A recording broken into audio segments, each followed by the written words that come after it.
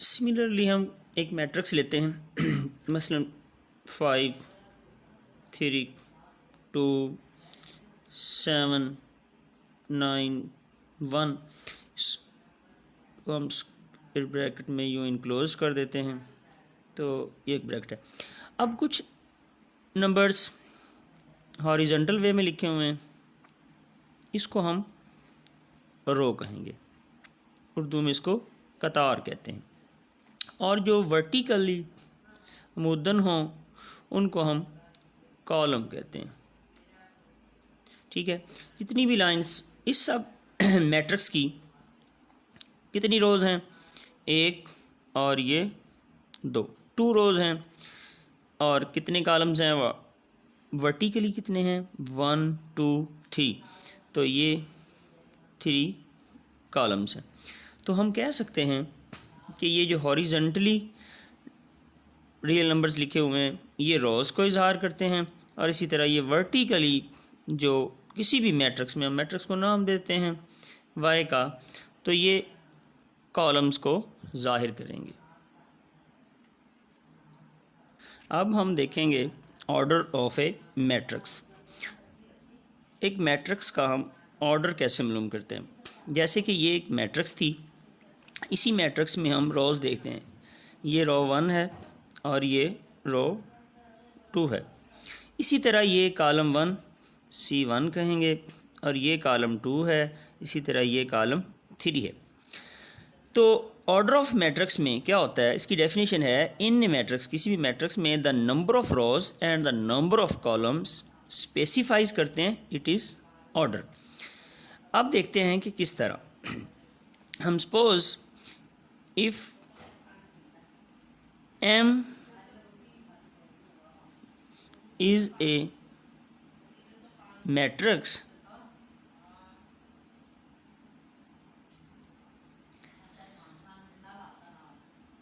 and number of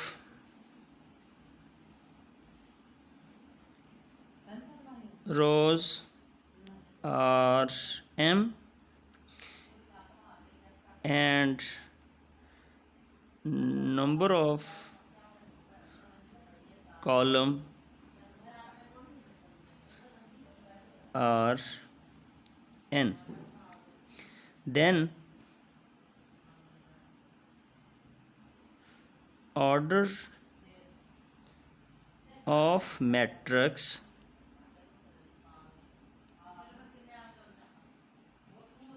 denoted as M by N। किसी भी matrix की रोज़ को M से ज़ाहिर करें और कॉलम्स को N से ज़ाहिर करें। सपोज़ हमने ये एक मैट्रिक्स ली, इसी तरह हमने एक M मैट्रिक्स ली 5 2 3 9 7 1। इसमें कितनी रोज़ हैं? R1 R2, इसी तरह ये C1 C2 C3। मसलन 2 रोज़ हैं, तो इसका मतलब है M कितना है? 2 है, और कॉलम्स 3 हैं, तो इसका मतलब है N कितना है? 3। तो ऑर्डर, हम M का ऑर्डर किस तरह लिखेंगे? क्योंकि हम जानते हैं कि M का ऑर्डर लिखेंगे हम M बाय N, तो यहाँ M की वैल्यू 2 है, 2 बाय 3। ये ऑर्डर ऑफ मैट्रिक्स M है। अब हम नेक्स्ट पढ़ते हैं equal of matrices. Equal of matrices कब होती हैं? Two matrices are equal if and only if conditions हैं two order of a equal होना चाहिए ऑर्डर ऑफ बी के। ऑर्डर क्या है कि मैट्रिक्स ए के रो और मैट्रिक्स बी की रोज़ इक्वल होनी चाहिए, and column of a and column of b equal होने चाहिए, इनके दोनों का ऑर्डर सेम होना चाहिए।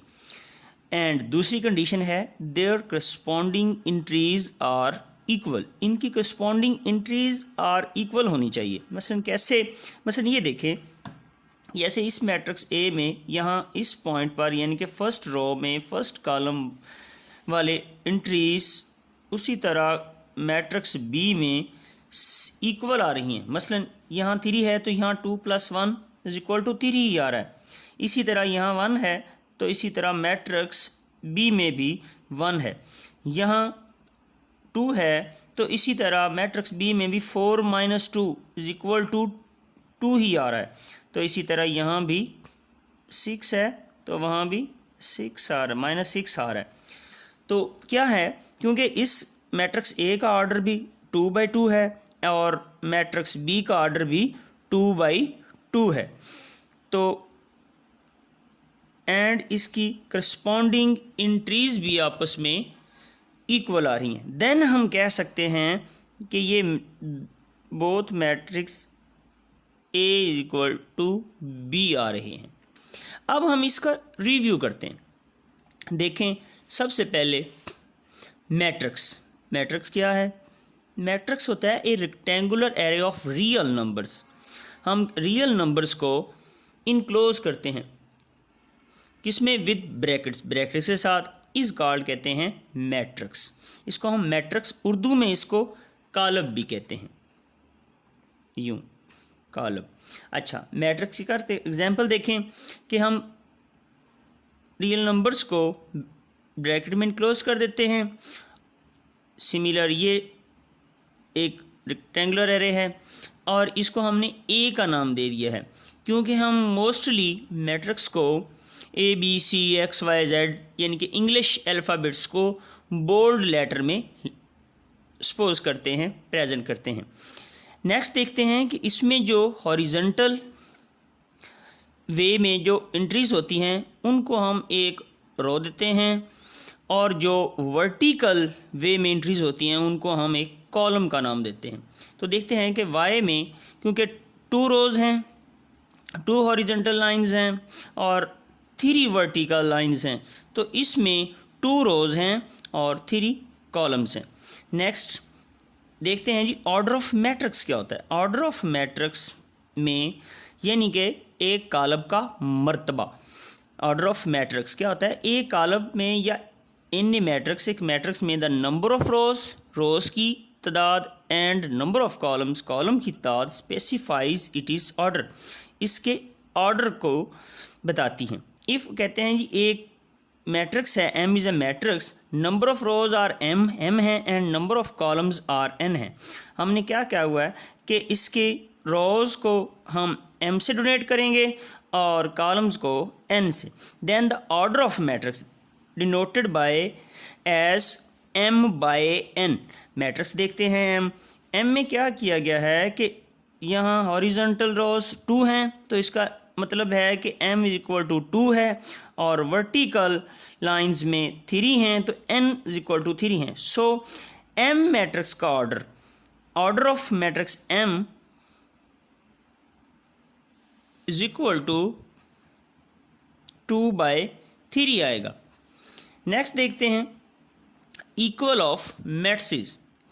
मैट्रिसेस इक्वल कब होती हैं? देखते हैं जी, 2 matrices are equal if and only if number 1 order of a = होना चाहिए ऑर्डर ऑफ बी के, यानी कि जितना ही मर्तबा ए मैट्रिक्स का होना चाहिए उतना ही मर्तबा बी मैट्रिक्स का होना चाहिए। और दूसरी condition their corresponding entries are equal. ठीक है, इनकी करस्पॉन्डिंग इंट्रीज हैं वो भी इक्वल आनी चाहिए। मसलन देखें, जैसे इसमें मैट्रिक्स ए है और एक मैट्रिक्स बी है।